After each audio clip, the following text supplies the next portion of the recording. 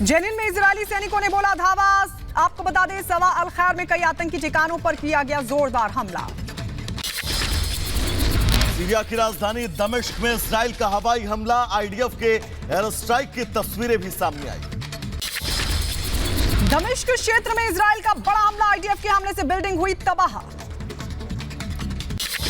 West Bank के नेबलस में Israeli सैनिकों का एक्शन तेज, बख्तरबंद बुलडोजर के जरिए सैनिकों ने बोला धावा। इजराइल में गाजा पट्टी पर रात भर इजराइल की तरफ से किया गया ताबड़तोड़ हमला, आईडीएफ के रॉकेट हमलों की तस्वीरें भी आई सामने। वेस्ट बैंक के सॉल्फिट में आतंकी की गिरफ्तारी, इजरायली सैनिकों ने सॉल्फिट के विद्या शहर से किया गिरफ्तार। दोबारा जंग शुरू होने के बाद मध्य और दक्षिणी इजराइल में सुनी गई सायरन की आवाज, एक बार फिर से हमलों की हुई शुरुआत। गाजा में इजरायली वायुसेना ने मचाई तबाही, खान यूनिस और राफा में आतंकी ठिकानों को नष्ट किया गया। इजरायली सेना ने लेबनान में मौजूद हिजबुल्लाह के ठिकानों को किया नष्ट, इजराइल के खिलाफ हमले में आईडीएफ ने की कार्रवाई। उधर युद्ध विराम के बाद तेल अवीव में इजराइल का डिफेंस सिस्टम एक्टिव, गाजा से दागे गए कई रॉकेटों को नष्ट किया गया। 6 दिनों के युद्ध विराम के बाद फिर से जंग का आगाज, गाजा से बेतलम में दक्षिण में दागे गए जबरदस्त तरीके से रॉकेट। युद्ध विराम के बाद एक बार फिर एक्शन मोड में इजरायली सेना, आतंकी ठिकानों पर आईडीएफ ने किए हमले, फिर से शुरू हुआ तबाही का मंजर। रफा में इजरायली सेना का हमला, रफा के कई इलाकों में आईडीएफ ने की बमबारी, हमले में कई घरों को पहुंचा भारी नुकसान। युद्ध विराम खत्म होते ही इजराइल ने तेज किए हमले, गाजा पट्टी में इजरायली सेना ने हमास की सुरंगों को अब टारगेट बनाया, हमलों के चलते धुएं का गुबार चारों तरफ नजर आया। खान यूनिस में नासिर अस्पताल के पास भीषण बमबारी, इजरायली विमानों ने आतंकी ठिकानों को बनाया निशाना। गाजा में हमास के ऑपरेशनल कमांड सेंटर को इजरायली सेना ने किया नष्ट, साथ ही एक सैन्य परिसर को भी तबाह किया गया। गाजा में एक बार फिर से शुरू हुए हमले, गाजा से रॉकेट दागे जाने के बाद इजराइल में सुनी गई सायरन और विस्फोट की आवाज। युद्ध विराम के दौरान हमास ने अब तक रिहा किए 110 बंधक, 86 इजरायली और 24 विदेशी नागरिकों को आजाद किया। अभी भी हमास के कब्जे में 137 बंधक। इजराइल की कैद से रिहा हुए लोगों का वेस्ट बैंक में स्वागत हुआ, बड़ी संख्या में सड़कों पर इकट्ठा हुए लोग हाथों में लिए हमास के झंडे। संघर्ष विराम के खत्म होने पर एंटनी ब्लिंकन ने हमास पर लगाया आरोप, कहा हमास ने नहीं निभाई युद्ध विराम की शर्त, जिसकी वजह से फिर शुरू हुआ युद्ध। इजरायली सरकार के प्रवक्ता का बयान आया सामने, कहा हमास ने नहीं निभाई युद्ध विराम की शर्तें, हमास ने महिला बंधकों को नहीं किया रिहा, फिर से शुरू हुई जंग। इजरायली रक्षा मंत्री डैनियल हगारी का बयान, बच्चों और महिला बंधकों को छुड़वाने पर हमारा फोकस, लेकिन किसी भी समय शुरू हो सकता है हमास पर बड़ा हमला।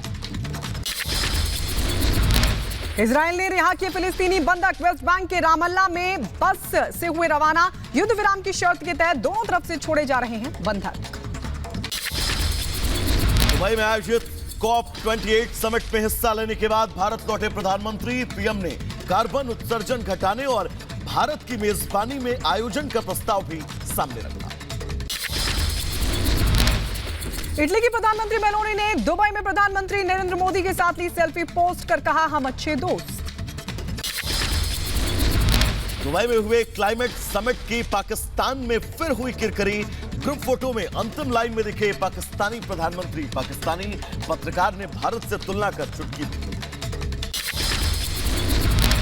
केंद्रीय मंत्री अनुराग ठाकुर का कांग्रेस पर निशाना, कहा राजस्थान की जनता का इंतजार होगा खत्म, अराजकता भ्रष्टाचार से मिलेगी मुक्ति, कांग्रेस का चेहरा हुआ बेनकाब।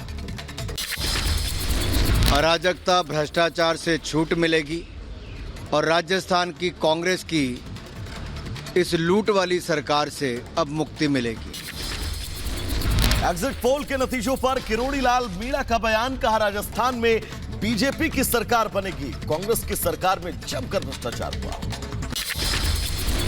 तो स्थिति स्पष्ट है कि भारतीय जनता पार्टी 120 बल्कि अगर 130 से ऊपर भी पहुंच जाए तो कोई अतिशयोक्ति नहीं होगी। उत्तराखंड में 8 दिसंबर को शुरू होगा global investor summit. CM Dhami summit में शामिल होने के लिए प्रधानमंत्री को आज देंगे निमंत्रण। आज गुजरात दौरे पर रहेंगे गृह मंत्री अमित शाह। कई कार्यक्रमों में होंगे शामिल। सोमनाथ मंदिर में भी करेंगे दर्शन पूजा। सीएम योगी और वीके सिंह आज जाएंगे अयोध्या। विकास कार्यों से जुड़े कार्यों का करेंगे निरीक्षण। कई अहम बैठकों में भी होंगे शामिल।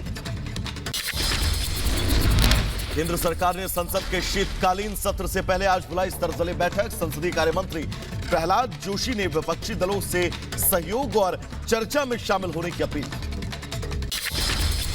शीतकालीन सत्र के पहले ही दिन होगी कैश फॉर क्वेरी पर चर्चा। महुआ मोइत्रा से जुड़ी रिपोर्ट लोकसभा में होगी पेश। बीजेपी सांसद निशिकांत दुबे के इशारों में महुआ पर तंज। ट्वीट कर लिखा, 4 दिसंबर 2023 लोकसभा के संसदीय इतिहास में भ्रष्टाचार पर एक बड़ा फैसला करेगी। पंजाब में गन्ने की कीमत में हुई बढ़ोतरी। सीएम भगवंत मान ने 11 रुपए प्रति क्विंटल की बढ़ोतरी की घोषणा की। उत्तरकाशी टनल से बाहर आने के बाद लखीमपुर खीरी पहुंचा शमवीर मंजीत। घर लौटने पर प्रशासन ने किया स्वागत। अपने परिजनों से मिलकर बेहद खुश हुआ मंजीत। मुजफ्फरनगर में जोरों पर ऑपरेशन त्रिनेत्र अभियान के तहत पूरे जनपद में लगाए गए 6080 सीसीटीवी। पुलिस महानिदेशक के नेतृत्व में चलाया जा रहा है यह अभियान। नागपुर में मेडिकल कॉलेज में प्लैटिनम जयंती का आयोजन। राष्ट्रपति द्रौपदी मुर्मू और महाराष्ट्र के उप मुख्यमंत्री देवेंद्र फडणवीस समेत कई दिग्गजों ने की शिरकत। कार्यक्रम में आए लोगों को संबोधित भी किया। आपको बता दें मुंबई में डेट कैपिटल मार्केट समिट का आयोजन किया गया। केंद्रीय मंत्री पीयूष गोयल ने की शिरकत। सम्मेलन में आए लोगों को किया गया संबोधित। नागपुर में 3 दिवसीय व्याख्यान श्रृंखला जय सच्चिदानंद युवा मंडल की शुरुआत। आरएसएस प्रमुख मोहन भागवत शामिल हुए। अंबेडकर नगर में 7 विकास खंडों के चौथा गांव में विकसित भारत संकल्प यात्रा का आयोजन। मौके पर जिलाधिकारी ने सुनी आम लोगों की समस्याएं। मदद का भी दिया भरोसा। गुवाहाटी के श्रीमंत शंकरदेव कला क्षेत्र में मनाया गया विश्व एड्स दिवस। केंद्रीय परिवार कल्याण राज्य मंत्री एसपी बघेल भी कार्यक्रम में पहुंचे। कार्यक्रम में आए लोगों को संबोधित।